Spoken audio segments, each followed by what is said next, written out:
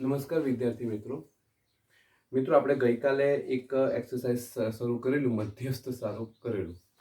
એ મધ્યસ્થમાં આપણે એમ તો ઘણા દાખલા જોયેલા, થોડાક બે હોમવર્કમાં પણ આપેલા, થોડુંક પીડીએફ મારે પેલું કાલે 12થનું રિઝલ્ટ હતું, સો એના કારણે થોડુંક દોડધામમાં પીડીએફ સેન્ડ નહોતી થઈ અને પણ મેં રાત્રે કરી હતી, સો સોરી ફોર દેટ.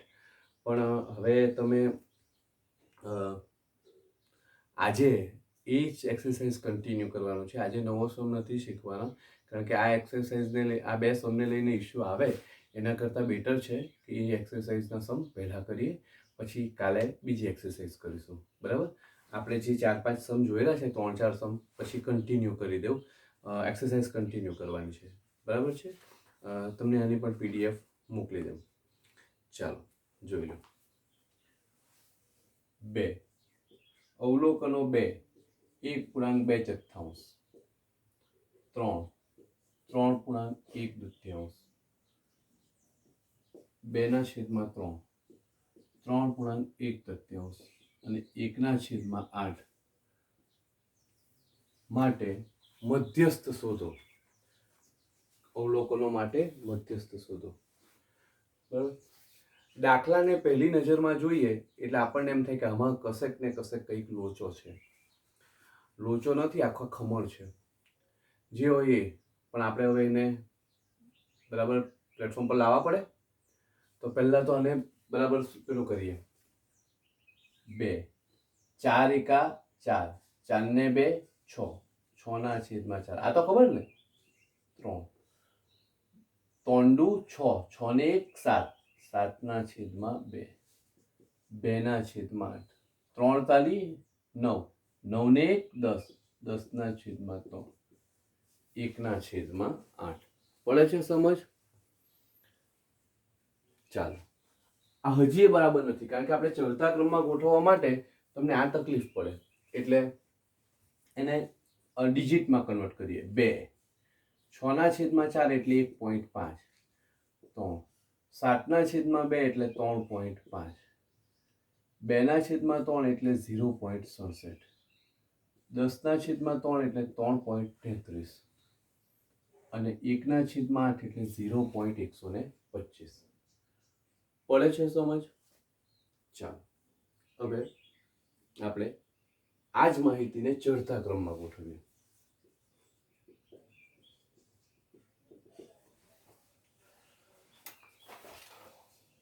આ જ માહિતીને આપણે ચડતા ક્રમમાં ગોઠવવાની છે.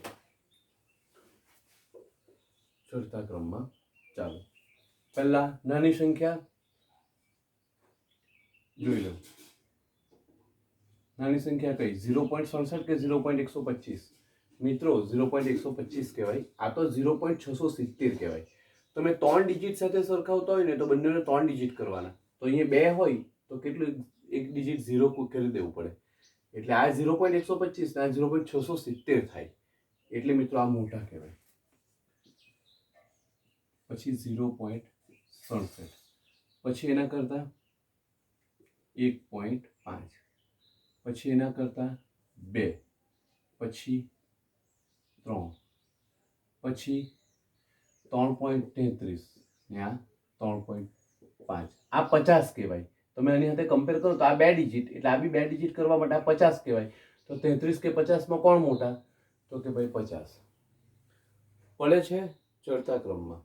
ચાલો, હવે m બરાબર n+1 છેદમાં 2 માં અવલોકનની કિંમત. n 3 ને 3 6 ને 7, 7 + 1 છેદમાં 2 માં અવલોકનની કિંમત. 7 + 1 એટલે 8 ને, 8/2 ચોથા અવલોકનની કિંમત. એ તમારો મધ્યસ્થ કહેવાય. ચોથું અવલોકન કયું? 1 2 3 ને 4. કેટલા? 2. માટે m બરાબર કેટલા? 2. પડી કે સમજ? મિત્રો આગલા દાખલા અને આ દાખલામાં કશો ફરક નથી, માત્ર એટલો જ ફરક છે ચડતા ક્રમમાં ગોઠવવા પહેલા તમારે આ રીતે કરવાનું.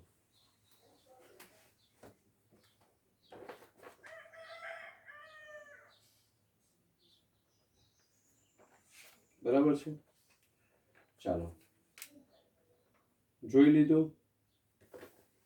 હવે નેક્સ્ટ સમ, એટલે આમાં ખાલી ડેટામાં ફેરફાર આપેલો છે. તમે બરાબર ધારીને જો તો ડેટામાં ફેરફાર છે એને આપણે કરવાનું. બરાબર. ચાલો બીજો અગત્યનો સમ આઈએમપી સમ કરજો.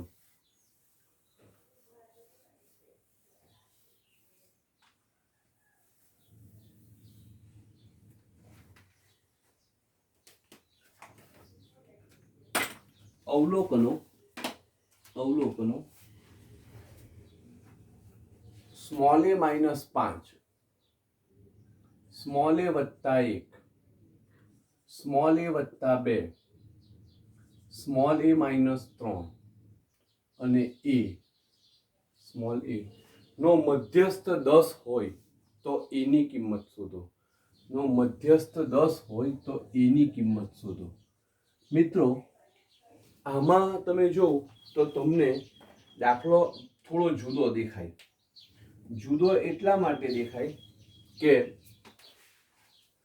આ દાખલો માં મધ્યસ્થ આપી દીધેલો છે ને તમારે a ની કિંમત શોધવાની છે. મધ્યસ્થ આપી દીધેલો, તમારે શાની કિંમત શોધવાની? a ની.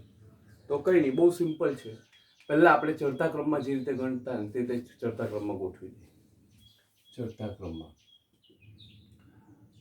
નાની વેલ્યુ પહેલા, એટલે માઇનસમાં તો નાની સંખ્યા હોય એ મોટી કહેવાય, મોટી સંખ્યા હોય એ નાની કહેવાય, એટલે a -5, પછી સ્મોલ a -3, પછી a, પછી a +1 અને પછી a +2.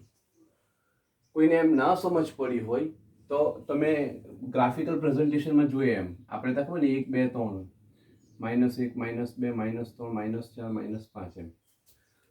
તો ચડતા ક્રમમાં એટલે નાનીથી ઉપર આગળ લઈ ગયા તો જો પહેલા -5 આવે, પછી -3 આવે, પછી a આવે, પછી 1 + 2 1 + 1 1 + 2 1 + 3 1 + 4 એમ કરીને આગળ જાય. પડે છે ને સમજ? આ ગ્રાફિકલ પ્રેઝન્ટેશન થ્રુ તમને ચડતા ક્રમની વાત કરી.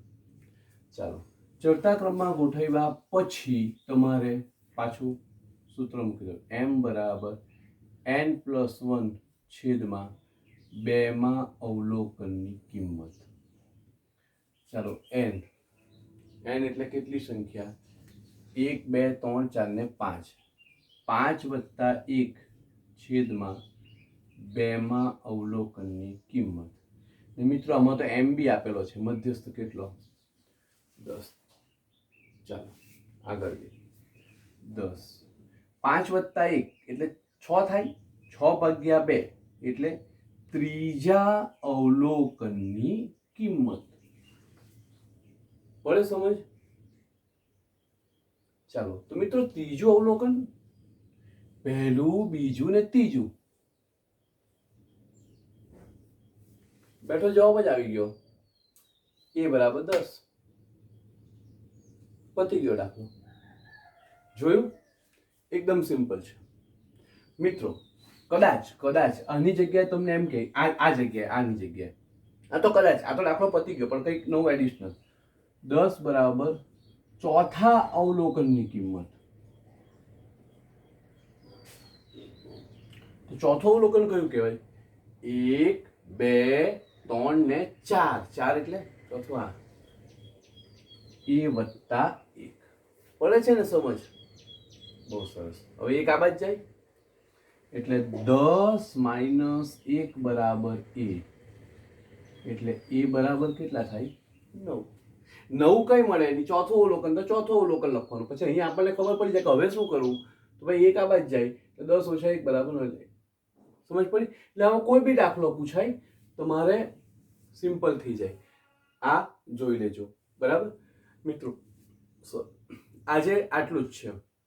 બરાબર, નવું કશું નથી. એટલે આજનું આ એક્સરસાઇઝ પૂરી થાય. હવે કાલથી આપણે નવી એક્સરસાઇઝ શરૂ કરીશું. કોઈ ન સમજ પડે તો મને પૂછજો. બરાબર? જય શ્રી કૃષ્ણ.